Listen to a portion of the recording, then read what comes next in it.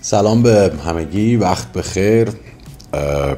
این تندیسی که الان به دست من رسیده تندیس مجموعه رسانه‌ای سینما نوینه.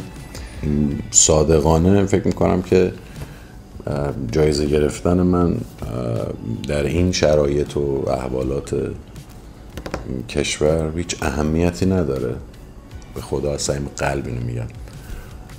ولی هم دوستان این توصیه رو من کردن، همین که احساس کردم شاید بیادبی باشه، بی‌اعتنایی به رأی چند هزار نفر در این نظرسنجی و لطفی که نسبت به من داشتن. گفتم که چند دقیقه وقتتون رو بگیرم و سپاسگزاری کنم و تشکر کنم و قدردانی کنم از محبت و لطفتون.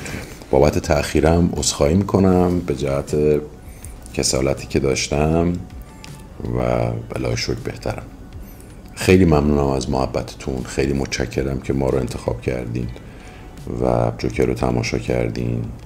عذر میخوام بابت کمبودها و عیب‌هایی که جوکر داشته. ادعای ویژه و منحصر به فردی در مورد جوکر نداریم و تصورم نمی‌کنیم کار خاص و ویژه و عجیبی کردیم اصلاً.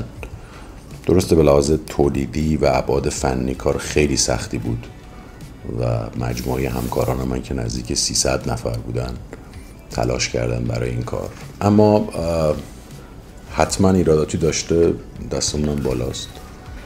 امیدوارم در این احوالات و اوضاع و روزگار بهونه برای لبخند روی صورت خوشگلتون پیدا کنید.